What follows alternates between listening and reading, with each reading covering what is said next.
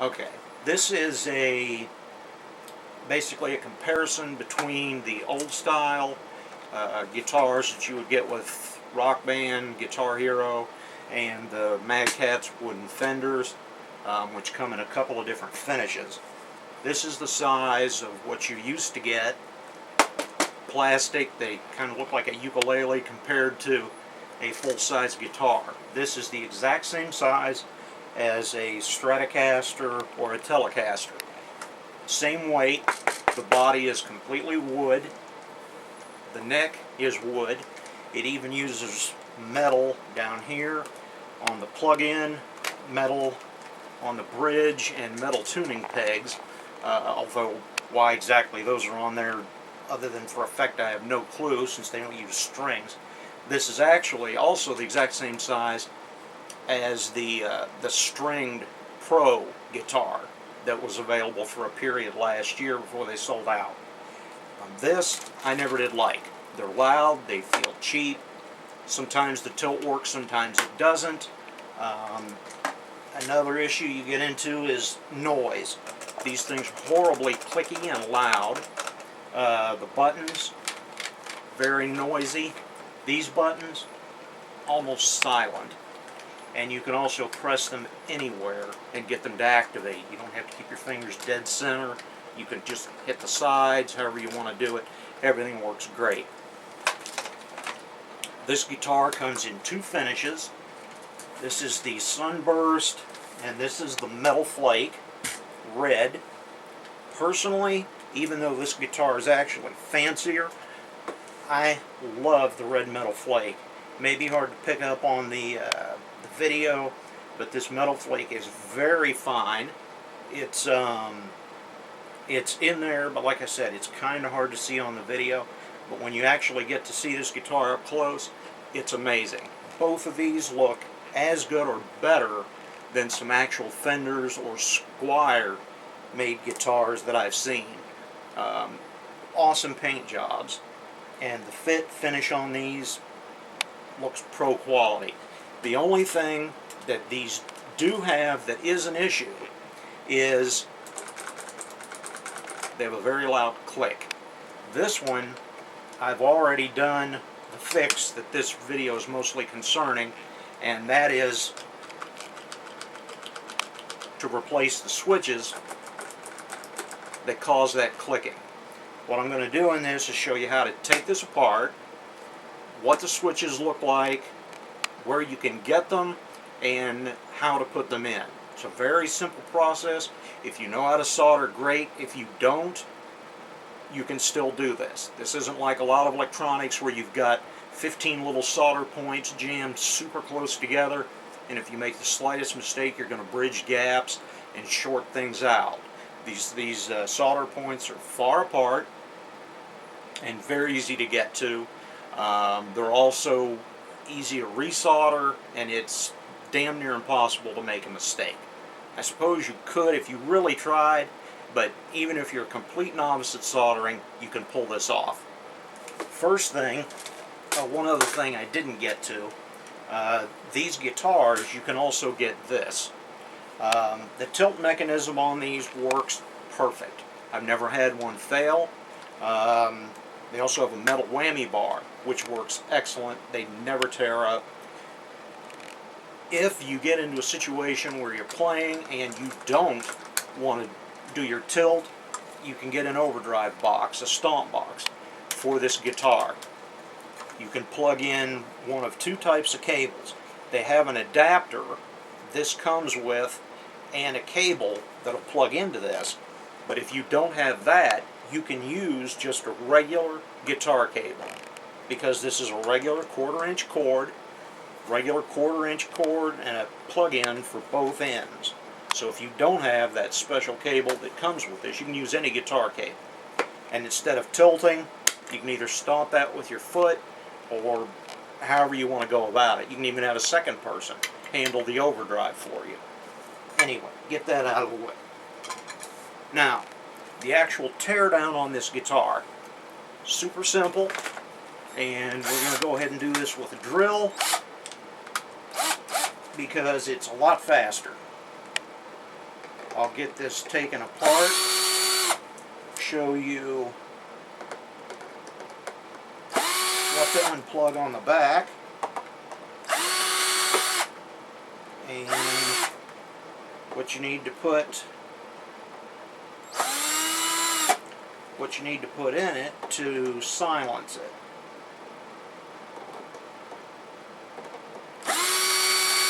And then there will be a third video, a second and third, which will deal with the two ways you can do the soldering, and then I may shoot a fourth in case somebody wants to eliminate the amount of travel, distance, that there is on this strum bar. All you have to do is when you get the 6 screws out of the back, unplug this. It's the longest, well no, yeah, this is 2 separate ones. Just the longest connector. Just wiggle it back and forth and pull straight up on it, and it just unplugs. That's it. Now you're done on the back. Flip it over. Now this one has an extra screw here. I use thumb guards or thumb rests on mine because I play these as basses. You won't have this screw to deal with, but real quick, we'll get these out of here.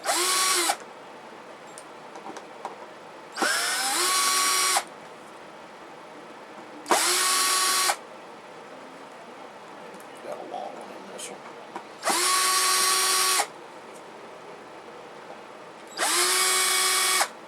These guitars last damn near forever.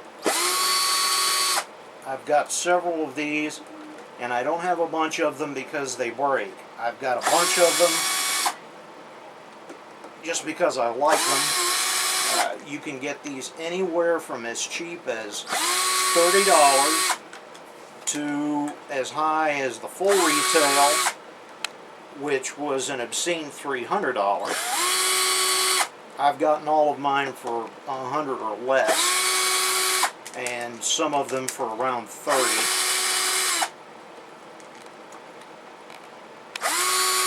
Yes, I know screws are going everywhere, but this is mostly being shot for speed. And that's it. We don't need to deal with this piece anymore. This is where all of our components are. Now what you'll notice here, let me get some light on this to make it a little easier to see. This is where the switches mount. There's 2 of them back here. There's 4 Phillips screws, and this red stuff is a type of glue that they put on this to keep these, partly probably to keep them from backing out, partly to keep people from tampering with them. You can peel it off real easy. You can either use a pick, a knife, you can use your fingernail if you have fingernails. Several ways you can get it off. You can even just shove the screwdriver down in there pretty firm and it'll come off. It's not going to matter if you don't put any back on. It doesn't hurt anything either way. This plate is the reason this thing is as loud as it is. It's plastic, and what happens is the switches, which look like this, the blue one is the factory switch that comes with it. This is what we replaced them with, the white version. Exact same switches from the exact same company. The only difference is this one has a little metal piece in it that's made to click intentionally. This one doesn't. But it's the same switch. So you're not putting a cheaper switch in here or a junkier part. You're literally using the same part the manufacturer would use to put a different model switch in. And there's 2 of these in here. The switches, I get them from a company called Digi-Key. They ship very fast. They come in a little plastic bag. The part number is a CH310-ND. With 2 switches and shipping, you're looking at $8 or less to get these switches to your door. You could pay more for faster shipping, but I ordered these on a Monday. I think I get them at the latest by Thursday. So these guys are very fast. And it's easy to go about it. I'll put the link on the bottom of the page and also the part number if you need a little bit more info on that.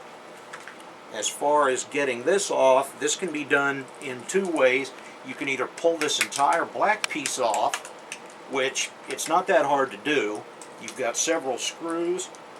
There's one here, here, here. Basically everywhere you see a divot in this, there's a screw, and they're all Phillips. The only one that's a little trickier is right down inside this spot, but it's not that hard to get to either. But you don't even have to take this plate off. You can just remove this and take the 4 screws off.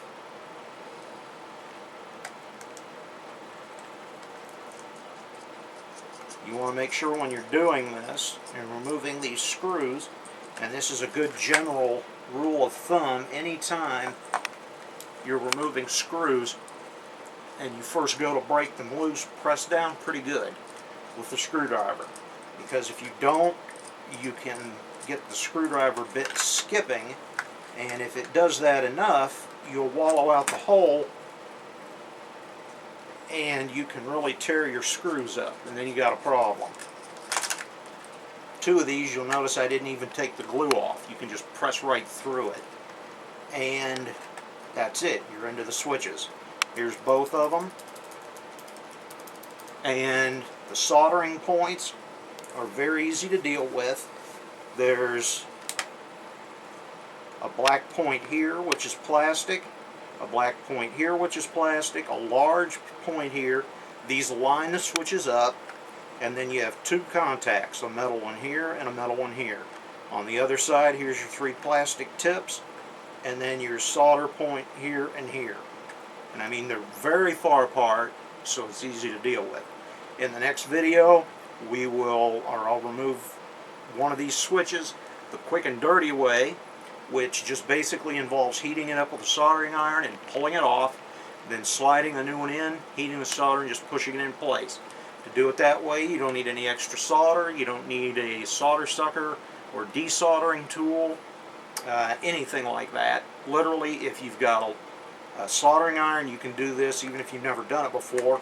And then on the other switch, I'll do it a little bit more professionally, where I actually use some solder, maybe a little flux on here, and suck the old solder off of it so it's really clean and you've got a complete opening. You can do it either way, it just depends on how involved you want to get with this. And that's about it for the first video. Basically, once this is done, you just set it back down in, screw these 4 back in, and then just put it together exactly the opposite of how you saw it come apart. And when you do that, this will be dead silent.